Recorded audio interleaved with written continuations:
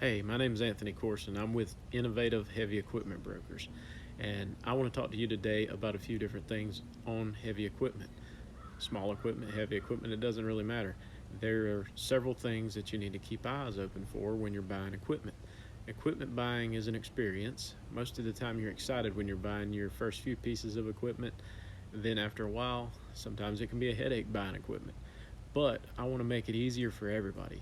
I want to start going over things that you need to look for, problems that may occur, things that you need to look for that will help the buying process, make it easier for you to understand what you're getting into if you're buying a used piece of equipment. That's what it's about today. Now, the first thing we'll be going over today is we're going over on a small John Deere tractor just to show you some things. So obviously you can see this is wet. This fuel line has seen better days.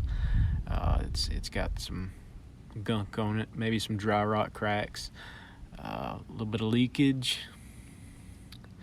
So that's one big thing you want to look for. Of course, if you see any fluids dripping or anything like that, that's gonna cause a problem one day. It may be runnable at the time of purchasing the equipment, but that will eventually cause an issue. So as you can see here, this one has an active drip on the fuel bowl. It's about to drip. There you go, right there. And that has dripped down on this line. So it makes it look like this line possibly leaks. Of course, it's a steel line, so it probably won't leak unless you just look up here at these fittings where it's mounted. That's your big thing to start with, is look for any active leaks and possible leaks from dry rotting lines. Then come back to the transmission area. Is it wet or is it dry? In this particular one, it is wet, but it could be from the oil fill. So, just check the oil, check it all out, see what it looks like. If you see any leaking where the transmission and the main part of the tractor go together, that's possibly going to cause an issue in the future. Just keep an eye on things like that. That brings me to my next subject, tires. When you see dry rot cracks on tractor tires, they could last years or they could last weeks. So you never really know what you're getting into. But normally when you see dry rot cracks that big on these small of tires, these are smaller John Deere tires, they're not huge. These tires are going to run anywhere from $250 to $500, depending on what you get, where you get them. That's a potential cost for you. This is a perfect example of a good tire. This tire is brand new on this side. So obviously, if you have a tire that looks like this, you don't have to worry about changing that tire anytime soon unless you run over something and stab a stick through it or something like that.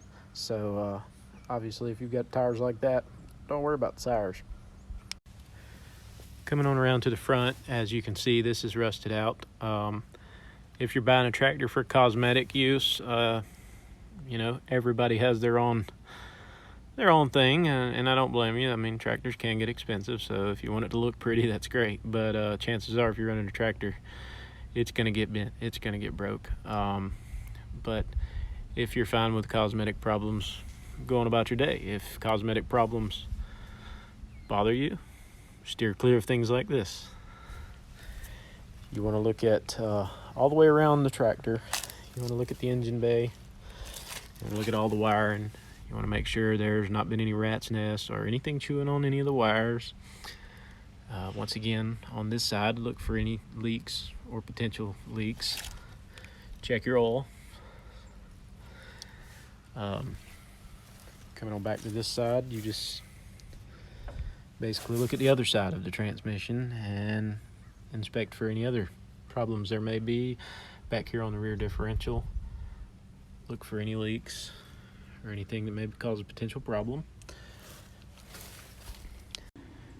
Look at how clean the front of the radiator is. If it's got a bunch of junk in it and it looks like it's been there a while, there's a chance that the tractor or unit could have been overheated at some point.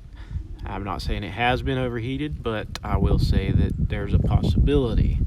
And in in that case you may want to run the machine for a little while if you're testing it out to see if there's any issues. And then if you'll look over to the left here on the battery, here's another potential issue. Where the battery hooks to the cable, the cable end is just about broke off on this tractor, and that's going to be an issue at some point, probably right away as soon as you start bouncing through a field. So, you know, simple things like that, that's an easy fix. That's $10, and you know, 5 minutes of your time, not a big deal. Just pay attention to little details like that. Check the water in the radiator too before you run the machine and get any temperature in it. That's one of the first things that need to be done. Check the water level or the canister, depending on what it has. Newer machines have canisters sometimes. Your older machines, you're going to have to check the radiator the old-fashioned way. So just remember to do that before you get the machine up to any operating temperature. And on tractors, when you crank it up and you start running it, testing it, always make sure that you crank it up, you lift the rear 3-point up, put a little pressure on it, see if it's going to leak down. If it's leaking down, that's obviously going to be a pain. You know, if you're trying to box blade something or mow something and it constantly leaks down with you, that can be painful sometimes. It's just an aggravating thing to deal with. This particular tractor does that. They do have stops on the controls.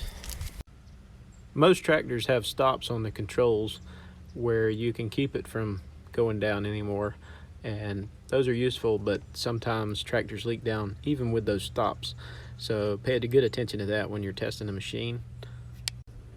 Here's another good example of a future problem, unless you just want a real loud tractor.